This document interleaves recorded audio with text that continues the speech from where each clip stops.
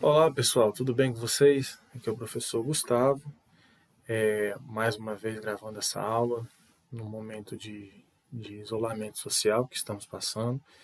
Por isso que eu e o professor José Pasolini, que faz a seletiva junto comigo, nós dois não estamos gravando junto para que a gente mantenha esse distanciamento, mas se Deus quiser em breve nós vamos gravar uma videoaula juntos aí para a nossa eletiva, que é a eletiva Cheque Edumate. Coelho me mandou as fotos dos trabalhos de vocês, dos tabuleiros que vocês fizeram, e ficou fantástico. A grande maioria que veio tem uma qualidade incrível e uma criatividade fantástica. Vocês estão de parabéns e esses tabuleiros vão nos ajudar para que a gente possa trabalhar. Nós vamos começar a movimentar as peças agora com esses problemas de lógica. Xadrez é um jogo que envolve muito desenvolvimento de raciocínio lógico, então nada mais justo que começar a movimentar peça por peça, trabalhando lógica. Então vamos lá. O que você precisa saber para essa aula? Você precisa conhecer como se movimenta cada peça do jogo. Nós não estamos trabalhando cheque, checkmate, nós não estamos trabalhando movimentos especiais. Nós estamos trabalhando apenas a movimentação nua e crua da peça, né? Com lógica, né? Então vamos lá. Vocês vão movimentar essas peças no tabuleiro que vocês fizeram, né? Ou vão abstrair num tabuleirinho que vocês podem desenhar no caderno de xadrez, no caderno da nossa eletiva. Então, vamos lá. Vamos começar com esses problemas de lógica. Problema de Guarini. É um problema datado de 1512. Quase da idade do nosso país, se a gente recordar que o descobrimento é datado de 1500. Então, olha só, nós temos aqui 4 cavalos e um tabuleiro de lado 3x3. É quase que aquele tabuleiro do Chaves, né? Então, olha só, eu tenho 2 cavalos escuros, eu tenho 2 cavalos claros. Eu preciso trocar esses cavalos de posição de maneira que eles continuem opostos, ou seja, frente a frente, mas com 2 movimentos cada cavalo. 2 movimentos cada cavalo, e eu preciso trocar esses cavalos de posição de maneira que eles continuem opostos, ou seja, os 2 cavalos claros na frente dos 2 cavalos escuros. Aqui vem uma solução. Nós temos aqui os 2 cavalos opostos. E aí o que eu faço? Aonde está amarelo, eu digo de onde saiu o cavalo. E onde está verde é aonde o cavalo foi. Então esse cavalo veio para cá. Depois o que eu fiz? Eu peguei esse cavalo claro, que eu mexi primeiro no escuro, agora eu vou mexer um claro. E movimentei para cá.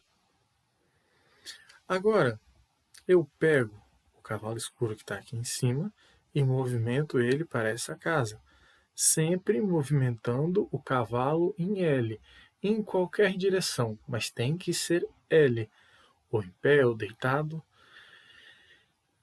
Continuando, agora eu pego esse cavalo que estava aqui, que é esse, e movimento ele para cima, forma um outro L aqui, ou melhor dizendo, esse L aqui virado ao contrário.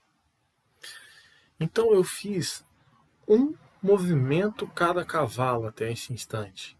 Eu tenho mais um movimento para cada cavalo, de maneira que eu consiga fazer com que eles fiquem opostos. Eu pego esse cavalo escuro, que já se movimentou uma vez, e trago ele para cá. Eu vou fazendo um movimento cíclico, né? Em círculo, ó, o cavalo está aqui, vem para cá. E aqui, o que nós vamos fazer? Nós não estamos desenvolvendo nenhuma estratégia referente ao jogo. Nós estamos trabalhando a movimentação das peças. Porque Só depois de compreender bem estrategicamente como funciona cada movimento e as suas características, que isso daí é principal, eu vou para o jogo, né? E agora eu pego esse cavalo que estava aqui embaixo e movimento para cá. E para fechar, esse que está aqui vem para cá. Então olha só, os dois cavalos escuros na frente dos claros. Os dois cavalos escuros na frente dos claros. 2 movimentos cada cavalo, então eu resolvo o problema. O que eu quero tratar?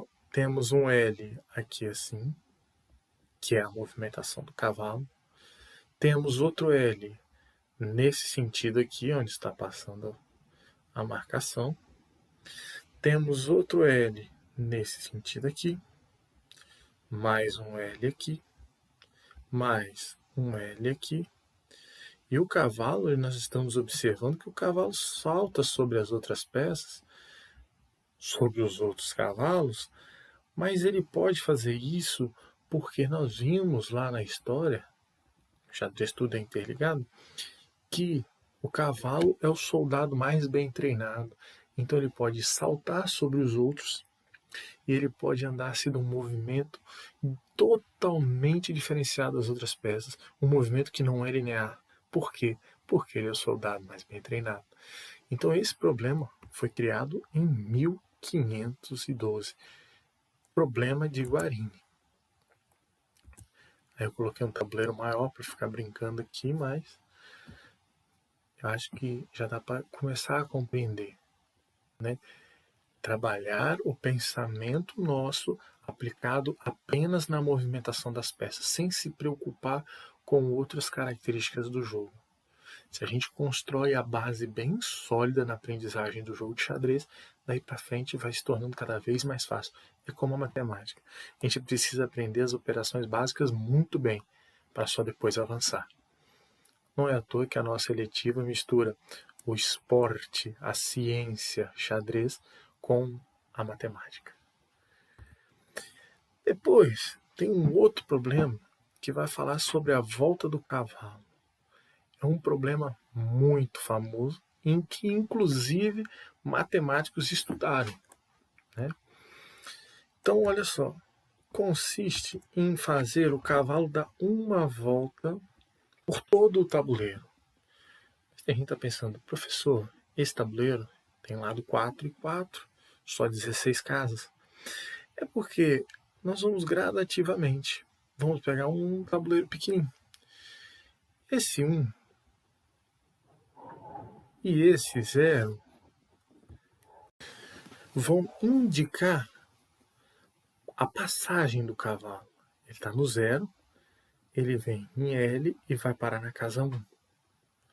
Do 1, ele vai parar no 2, movimentando-se em forma de L. Ó. 1 vem parar aqui no 2. Do 2, ele vai parar no 3. Do 3 por 4, do 4, até chegar no 16, né? Só que alguém deve estar vendo que começou no 0 e foi parar no 16. E são 17 movimentos. É porque, para que esse cavalo dê a volta completa por 16 casas, ele tem que repetir uma casa. E a casa que ele repetiu foi essa casa aqui, que tem a passagem 8 e que depois tem a passagem 12. Se a gente for observar, em cada uma casa dessas, o cavalo passou por elas uma vez. Como que eu resolveria isso no nosso tabuleiro que nós criamos? Eu vou pegando o meu cavalo, e quando o cavalo sai da casa, eu não escrevo um número, senão eu vou estragar o tabuleiro. Eu coloco uma peça ali. Então, por exemplo, saiu do 0, eu vou lá e coloco um peão aqui e jogo o meu cavalo para o 1. Quando o cavalo sai do 1 para vir aqui para o 2, o que eu faço? Eu coloco um peão na casa que tinha o 1 e deixo o cavalo no 2. E vou tentando fechar esse tabuleiro, sabendo que uma casa eu posso repetir ela uma vez. Então, para que vai servir isso? nós vamos trabalhar a movimentação do cavalo. Como que eu faço para chegar de um lado ao outro? Como que eu faço para tirar o cavalo da defesa para ir para o ataque?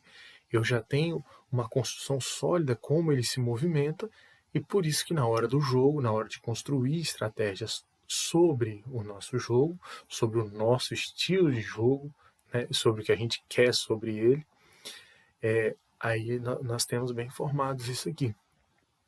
Mas não foi esse problema que os matemáticos se debruçaram. Um principal matemático chamado Leonhard Euler.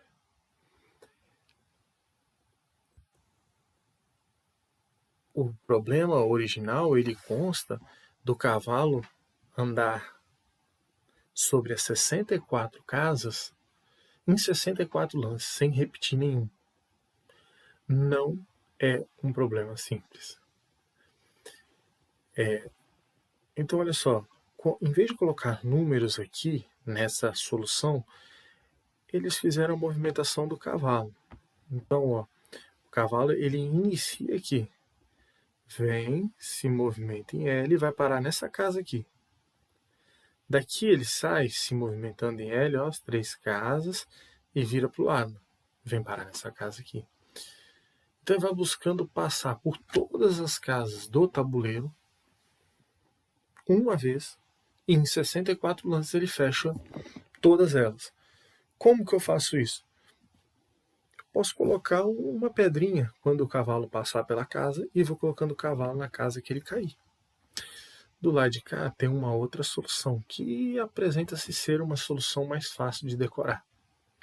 Só que eu, como professor de matemática, me apaixono pela solução de Euler. Olha aqui, Euler, é muito lindo, né? Quando coloca a matemática no meio aqui, o negócio fica fantástico. Do 1 vem para o 2, em vez de começar no 0, Euler preferiu colocar 1. Então, do 2, ele vai ir para casa 3. Nossa, nosso trabalho com o cavalo está ficando fantástico. Vamos saber se movimentar muito bem com o cavalo. É uma peça extremamente traiçoeira pela sua movimentação diferenciada. Muita gente adora jogar com cavalos, porque os golpes táticos mais fantásticos que existem vêm com o cavalo. É muito legal dar um duplo de cavalo em dama e rei. É muito satisfatório. Então, olha só, deixa eu voltar com a setinha. Do 3 vem para o 4, do 4 vem para o 5, do 5 nós vamos para o 6, do 6 nós vamos para o 7, 8, sempre o cavalo se movimentando em L, 9, 10. É um problema complexo. Vocês podem até tentar fazer aí e conseguir mandar aquele joinha para mim lá, mas a gente vai ver que não é coisa de primeira que vai, é coisa de centésima que vai. E aí, tentando resolver isso, procurando nesse artigo de Canárias, 2009, aí eu vi a loucura que Euler pensou. Eu falei, olha só, estou tendo dificuldade para resolver esse problema. Fui sincero comigo mesmo, naquele momento. Euler pensou, ora, tenho números aqui, 1 mais 48, 49, aí eu vou somando todos os valores aqui. Quando eu somar todos, vai dar 260. Aqui embaixo também 260, 260. Cada linha vai dar 260. Falei, tá, vou fazer a continha. Fui lá, fiz a continha. Jamais calculadora, né? Porque nós não precisamos desse elemento tecnológico aqui. E aí depois eu fui ver na coluna 260. Tá escrito aqui. Falei, não acredito. Como que ele pensou isso? A única coisa que Euler não conseguiu foi obter 260 nas diagonais. Eu não consegui acreditar, o cara conseguiu fazer.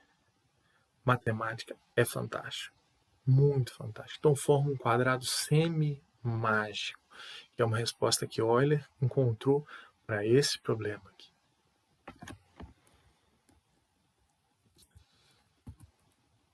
Eu, na verdade, depois que eu acabei de conferir que dá 260, saí correndo pela casa. Falei, não, mãe, olha aqui. E todo mundo ficou extremamente feliz aqui em casa por saber dessa informação totalmente irrelevante.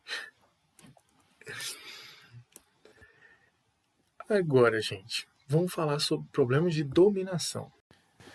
O problema de dominação é o seguinte: nós vamos dominar o tabuleiro de xadrez com a menor quantidade de peças iguais possíveis. Como que eu vou dominar, ocupar todas as casas do tabuleiro com a menor quantidade de peças possíveis? Então, olha só. Quantos cavalos ou quantas torres, por exemplo, quantas torres eu preciso, no mínimo, para dominar todo o tabuleiro de xadrez? Quantos cavalos, no mínimo, eu preciso para dominar todo o tabuleiro de xadrez? Por isso, se chamam problemas de dominação. Aplicável totalmente ao jogo, porque eu preciso ocupar o espaço e ocupar bem. O principal espaço é óbvio, o centro, mas eu não posso deixar as outras casas a Deus dará. Então, olha só, aqui eu dou uma dica. A menor quantidade de reis que eu preciso para dominar todo um tabuleiro são 9. Damas são 5. Torres são 8. Bispos são 8. E cavalos são 12. Eu coloquei o mais difícil aqui. Os mais difíceis. Então eu coloquei 5 damas no tabuleiro. Essas 5 damas dominam todas as casas do tabuleiro. Se eu for olhar, por exemplo, uma casa que está mais fora aqui, ó, essa casa A2, que a gente já sabe o nome das casas, é dominada por essa dama. Uma casa aleatória aqui, essa casa aqui, F4, é dominada por essa dama. Todas as casas do tabuleiro são dominadas por essas 5 damas. Todas. Qualquer peça que eu colocar aqui, ela estará sendo atacada por essas damas aqui. E a quantidade mínima de damas para dominar todo o tabuleiro são 5. Do cavalo, são 12. Aí eu tenho a resposta aqui, ó. 4, 8, 9, 10, 11, 12, 13, 14. Passou 2. Mas esses daqui dominam todo o tabuleiro. Só que a resposta para esse problema de dominação é essa daqui, que são 12 cavalos, né? As duas respostas eu poderia pensar que são para dominar. São sim. Só que essa daqui é a correta. Por quê? Eu tenho que ter a menor quantidade de peças iguais para dominar todo o tabuleiro. Então, citei 2 exemplos. Os outros vão ficar como atividade, né? Eu vou ter que colocar 9 reis para dominar todas as 64 casas. 8 torres e 8 bispos para dominar todas as 64 casas. E aí, qual que é a proposta? Vocês resolverem tirar foto no tabuleiro de vocês e mandar na atividade. Quem não tem o tabuleiro pode desenhar um tabuleirinho e escrever, por exemplo, R, colocando R no lugar de rei, né? Qual é a aplicação disso no jogo? Saber movimentar bem as peças.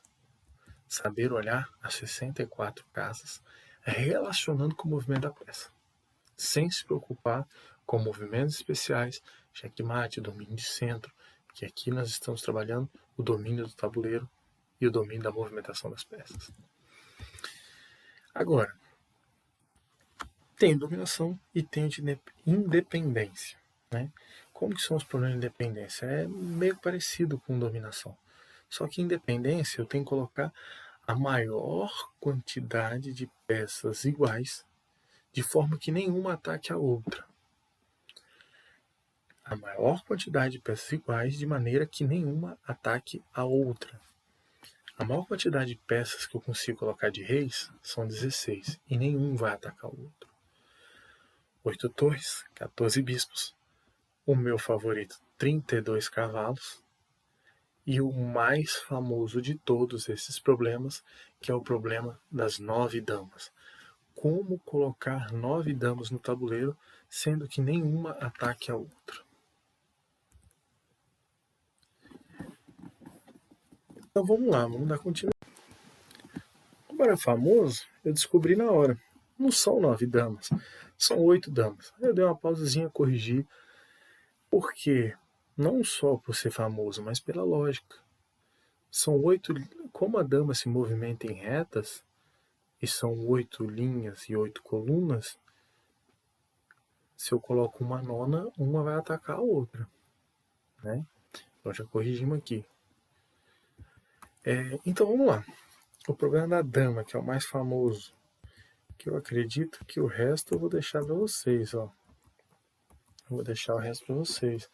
Vou deixar 16 reis, 8 torres, 14 bispos e 32 cavalos para vocês resolverem. O modo da dama eu vou fazer. Eu tenho que colocar a maior quantidade de peças iguais, de forma que nenhuma ataque a outra. Então vamos lá, né? Peguei um outro artigo que falou que Carl Friedrich Gauss, em 1850, estudou esse problema. Né? E aí tem uma tabelinha ali na frente de resolução dele, que foi sendo montada a partir de um padrão que ele identificou. Gauss é um dos responsáveis, quando a gente vai contar sobre a fórmula de soma de progressão aritmética, em que ele era muito novo e foi proposto pelo professor dele contar de 1 até 100, somando todos os elementos. 1 mais 2, mais 3, mais 4, mais 5, até 100. E ele rapidinho apresentou a solução. O que ele fazia? Ele somava o primeiro termo com o último termo, multiplicava pela quantidade de termos e dividia por 2. O que ele fazia? Ele percebeu que 1 mais 100 dava 101. 2 mais 99 dava 101. 3 mais 98 também dá 101. Sempre vai dando 101. Ele pega 101, multiplica pela quantidade de termos que tem essa progressão aritmética e divide por 2, porque está agrupando em duplas. Ele era um menininho mais novo do que 10 anos e ele conseguiu apresentar essa solução. E é um matemático fantástico pelos seus trabalhos que fez. Era um matemático alemão. Então olha o que ele fez. Olha o que ele fez. Né? Ó, colocou uma dama aqui. Essa dama ataca essa diagonal, que é a maior diagonal escura. Ataca a coluna A e ataca a linha 1. Nesse caminho, essa dama não atacou nenhuma dama. Nenhuma outra dama. Só atacou casas. Vamos para essa dama aqui da casa B5. Ó. Ataca essa reta, que é a coluna B. Ataca essa linha, que é a linha 5. Ataca essa diagonal aqui. E ataca essa outra diagonal. Não atacou nenhuma casa que tenha dama. Essa dama domina a linha 8 e a coluna C. Essa diagonal não ataca nenhuma outra dama e essa também não ataca nenhuma outra dama. E assim ele foi fazendo e conseguiu colocar 8 damas, e vocês vão perceber que essas 8 damas, nenhuma ataca outra dama. Ele conseguiu, de 12 combinações distintas, variar elas e chegar a 92 soluções para esse problema. Aí já entra uma parte de análise combinatória. Só que aí não dá para a gente aplicar porque não tem um padrão que se repete nessa situação. Aí análise combinatória a gente vai estudar lá arranjo e combinação, 3ª série. Bom demais. Então, num artigo de 2004, desse camarada aqui, ele apresentou uma tabela, que é essa tabela aqui. 1, 5, 6, 8, 3, 7, 2, 4. É número de telefone? Não. É o seguinte, ó. O primeiro valor é a primeira coluna. vai estar na casa 1. O segundo valor vai estar na segunda coluna. Nesse caso, na segunda coluna, ele tem que estar lá no quinto lugar, na quinta casa dessa coluna. Então, ó, 1568. 1568. 1, 5, aí já não é esse problema. O 6 seria aqui no 6. Opa, seria aqui na sexta casa.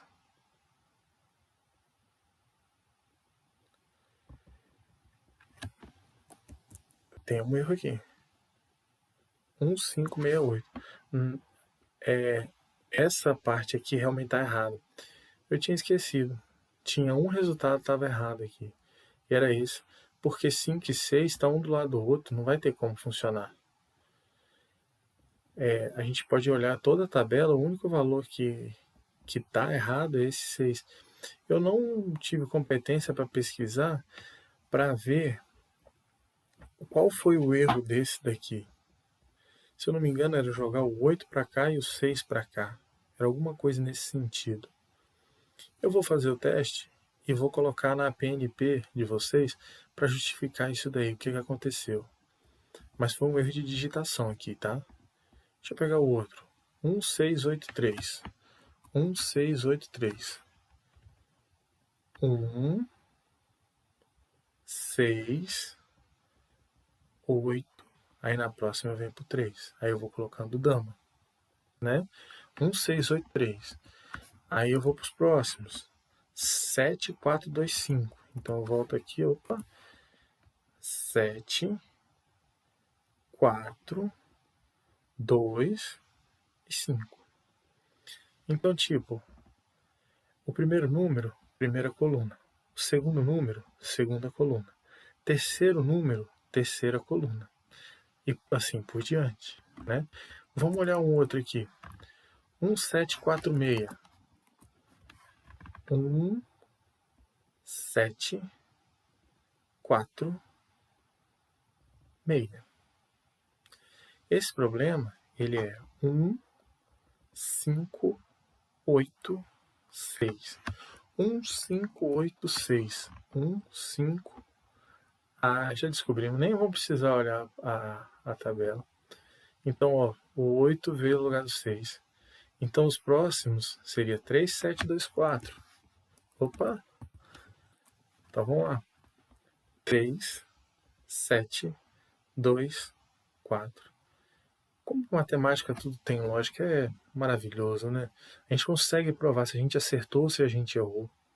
E aqui já mostramos que o problema que eu falei com vocês que eu ia colocar na PNP era esse aqui, foi um erro de digitação, em que o 8 está no lugar do 6.